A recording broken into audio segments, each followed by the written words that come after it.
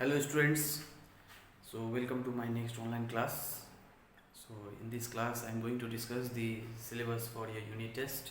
As you all know, I have already given in your WhatsApp group that there are two chapters. So motion in one dimension and laws of motion. Now from these two chapters, what are the topics you have to focus more? Okay, so that one we are going to discuss today. So you see, in motion in one dimension, so short terms you will be learning very nicely, as well as numericals. Okay, so numericals related to distance, displacement. So how to calculate the distance, how to calculate the displacement. Okay, how to calculate the uniform acceleration or acceleration of a object or acceleration of a body, right? So this type of numerical you will solve. Also some how to calculate the slope. So few numericals I will be teaching today. Okay, that will also be included. Now you see laws of motion. In laws of motion we have three laws: first law, second law, third law. Also we have the gravitation part, right? So in this you have to learn the laws. Also you have to learn about inertia. We know inability of a body to change its state of rest or motion by itself is called its inertia. That means they resist to the change. So inertia can be rest, inertia of motion, inertia of direction. So based on these few applications, like why the passenger is falling forward, right? So when it starts, when car gets stopped, or why the passenger leans behind when the car starts moving. So this type of give reasons type questions will also be coming. Okay, so let's start few numericals today. So in motion in one dimension, so we have some graphical representation of linear motion, like, so you can see in your screen I have noted on one question here. Calculate the acceleration during the time interval AB, BC and CD. That means AB, BC and CD. Okay, also we have to calculate distance traveled in each part. So in each part, how much distance it has traveled, then total distance traveled and the average speed of the car. Okay, so these all things we have to find it here. Now you see, before approaching the question, you see in x-axis we have time and in y-axis we have velocity. That means this is a velocity time graph, and in a velocity time graph we will be getting any slope of a line is the acceleration. Okay, like for example, if I have one graph that is time and distance, okay, so any line here, so this line represent the slope of speed, because we know speed is equal to distance by time. Similarly, if we have here velocity and time, it will be acceleration. If it was displacement by time, then it would have been velocity, right? So the slope of the line, that means any curve which is being drawn here, that represent here acceleration. Now you see in this question we have to calculate the acceleration AB, BC and CD. So in order to calculate the acceleration, first we have to determine its point. Okay, we have to apply the slope formula. Slope formula says that slope equals to y2 minus y1 divided by x2 minus x1. Okay, so this is the slope formula. You can see y2 minus y1 divided by x2 minus x1. Now we will see what is x1 y1, x2 y2. Okay, so for example, I need to calculate here acceleration of AB. We have to calculate acceleration of AB first. So what we will do, slope of AB, that is acceleration of AB. When I say the slope, that means acceleration. Okay, so acceleration of AB means A to B. See, I have written here point. Point A is starting from 0, that is 0, 0. X is also 0, Y is also 0. So what is the point of B? You see, X it is coming 2, so I wrote here 2, and Y is 25, so 2, 25. Okay. Similarly, point C will be 5, 25, and point D will be 6, 0, because this point is touching x-axis and y is 0. Okay, so like this I have written all the points on the graph. Now you see, we will be calculating here slope of AB. What is the formula? y2 minus y1 divided by x2 minus x1. Our y2 is 25. So this is x2 and this is y2, right?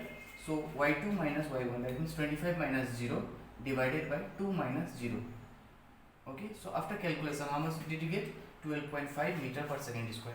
So this is the acceleration of AB. Similarly, we will be finding for B to C, right? So what is the point B? 2, 25 means x is 2, y is 25, and C is 5, 25, that means x is 5 and y is 25. So same formula we will be applying here, y2 minus y1 divided by x2 minus x1. You can see in the board, y2 is 25 and y1 is now, C becomes x2 and y2 and B becomes x1 and y1. Okay, so when I take these 2 points, that time the previous one becomes x1 and y1. First when we calculated AB, that time point A was x1 y1, now point B is x1 y1 when I take B and C, right? So y2 minus y1, that is 25 minus 25 divided by 5 minus 2. Okay, so 25 minus 25 is 0, 0 divided by 3 will give you 0 only. So the acceleration is 0 here. So if the acceleration is 0, then we can say that velocity is not getting changed or velocity is constant. Okay, so from B to C. Now from C to D, you see, again we will be applying same formula, y2 minus y1, x2 minus x1. Now point C is our x1 and y1. Okay, and point D is x2 comma y2. Now again y2 minus y1 divided by x2 minus x1. So when you will substitute here, we are getting a minus 25 meter per second square. You see, now acceleration is coming negative, so this means retardation. So one thing you note, in a graph, if I draw like this is a velocity and this is a time graph, so this is called accelerated motion, right? So if the graph is straight here, that means constant velocity. Okay, that means velocity is not getting changed. Similarly, if the graph is like this, velocity and time, then we will say that it is retardation. Okay, so these are the different forms of graph. So in your book also you see different nature of graphs are there, like for example like this, what does this represent? If it is distance and time, displacement or time, what does this represent? What does this represent if it is displacement by time? Okay, so like this, what are the nature of the graph? This will also be coming. So from your book you will just see the nature of graphs. Okay, so if a straight graph, what does this mean? If a line is parallel to x-axis, then what does this mean? Okay, so different forms of graphs are there in your book, that one also you will see. So this type of questions you will practice is how to calculate the slope, how to calculate the acceleration. Okay, so this one you will also note in your exercise book. So another question, you see, there are two cars, car A and car B. Okay, so we have to calculate the velocities of both the cars, also the distance by which car B was initially ahead of car A. So these are the 4 questions. So these 4 questions we have to solve by looking this graph. Okay, so first question is asking here, what is the distance by which the car B was initially ahead? You see, car A was starting from 0, that is 0, 0, and car B is starting from 100, and y-axis is displacement and x-axis is time. So we will say that car B was 100 km ahead than that of car A. So first answer is 100 km, right? So how much kilometer the car B was ahead of car A? That is 100 km, because the initial point of car B graph is starting from 100. Now similarly, next question, velocities of car A and car B. Velocities of car A and car B, that means this line slope we have to calculate as well as this line slope. Okay, so we have to calculate these two line slopes. Now you see, displacement time graph, in the previous numerical also I have told you that in a graph, if it is displacement and time, so the slope will give you velocity. So that means we have to calculate the slope in order to get its velocities. Okay, velocity of car A and car B. So there will be 2 answers. So let's calculate for car A. Now for car A, that is, we are solving for B, velocity of car A equals to, now this point is 0, 0, Now if you see, if you plot here line, you will be getting like this, right? So x is 5, so this point can be determined, point A can be determined as 5 comma 250. Okay, so y2 minus y1, that is 250 minus 0 divided by 5 minus 0, because x1 and y1 is 0 comma 0. So 250 by 5, so how much will you get here? That is 50 kilometer per hour. So this is the first answer. Okay, similarly velocity of car B. So for velocity of car B, you can calculate from here also, okay, or you can get from here.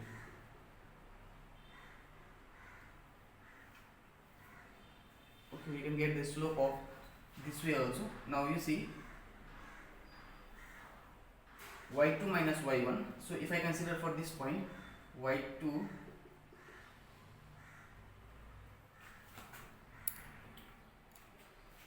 we have calculated the slope of car A, we got 50 km per hour. Now we are calculating the slope of car B. So in order to calculate the slope of car B, what we have done, you see, the intersection point, that point I have marked here 3, 150, because x is 3 and y is 150, and this total line we can calculate the slope half of the line also, because the slope will be same whether for full line or half line, right?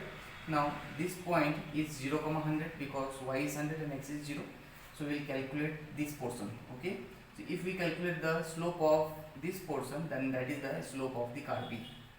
Okay, so what was the formula? y2 minus y1, that is 150 minus 100 divided by 3 minus 0. Okay, so in this way we will calculate here 50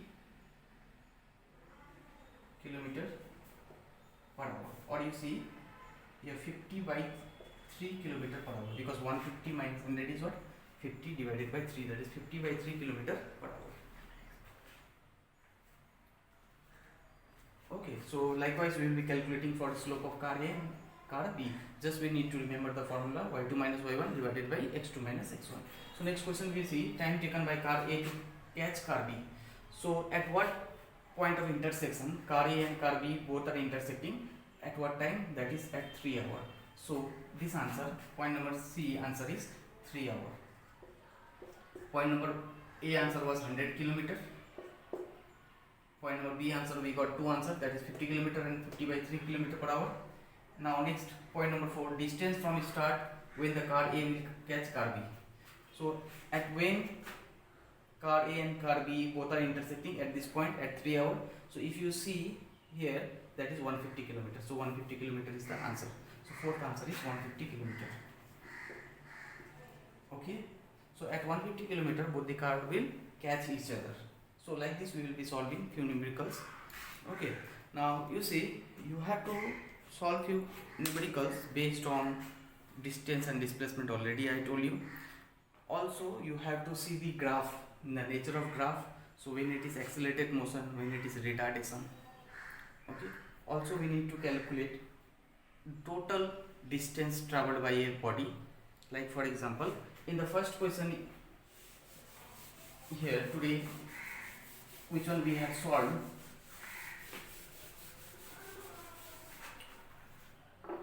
like the first question today we have solved like this. Okay, we have calculated the acceleration of AB, acceleration of BC, acceleration of C to D, right? So we have calculated the slope. By slope formula we have calculated the acceleration. If this was velocity and this is time. Okay, so if I say calculate the total distance, what we will do, we will calculate the area of this triangle, that is in triangle ABF we have to calculate half base into height. Now if I say this is 2, this is 4 and this is 5, that means this point is 4, this point is 5 and this point is 2. This is 1, 2, 3, 4 or 5, maybe that's 6. Okay, just I am giving an example. Similarly, if I consider this one as 10, 20, 30, 40, 50. Let us consider for 50. Okay, now I need to calculate the distance from A, B, C, this is D, this is E, and this is F. If I need to calculate the distance of each part, so how will you do it? That is half base into height, because this is a right angle triangle. So if we need to calculate the area of this triangle, so we have to apply half base into height. So half, what is our base? Base is our 2 and our height is 50. Okay, so 2 and 2 got cancelled, that is 50 if this is in kilometer per hour. So here we will be getting it's at 50 kilometer. Okay, so similarly we will be using formula for here also, length into breadth. So what is our length? 4 minus 2, length is our 2 and our breadth is 50, so 2 into 50. Similarly 6 minus 4, that is 2, 2 into 50, right? So like this we have to calculate the area of each part, then we will add, then we will get the total distance. So once you get the total distance divided by total time, then you will get average speed. Okay, so in the first question you will try that one, so what which I have already solved. So this is what I was talking about. So what is the distance from A to F? Half base into height. Half base 2 minus 0, that is 2. Height is 50. Okay, we have calculated 50 kilometer. Similarly here we have to calculate for F to E. So just we need to multiply here length into breadth, right? So we will be multiplying here, you see, length into breadth. So what is our length? 4 minus 2 and our breadth is 50. Okay, that is 2 into 50, that is 100 kilometer. Similarly, the distance traveled from E to D, half base into height, because this is a right angle triangle. Base is our 6 minus 4. So if you subtract 6 from 6, 4, then you will get this one, that is 2 into 50. Okay, height is 50. So again 50. So we got the total distance from A to D, that is 50 plus 100 plus 50. Okay, so this is the total distance. So if you calculate the total distance is 200 kilometer. Now what will be the average speed? Total distance by total time. So total time is 6. Okay, so 200 kilometer divided by 6, then that will give you average speed. So like this you will solve for the first question which I have solved today. Okay, in the video that question you will be solving in this way. So all the best for your unit test. So do it nicely. Okay, practice well, practice the numericals at least for the example questions and all. So relate the example questions and the exercise questions and the main terms of both the chapters. Okay, so wherever you see the main terms that is written in red heading or the blue heading, so those portions you will read very nicely. Okay.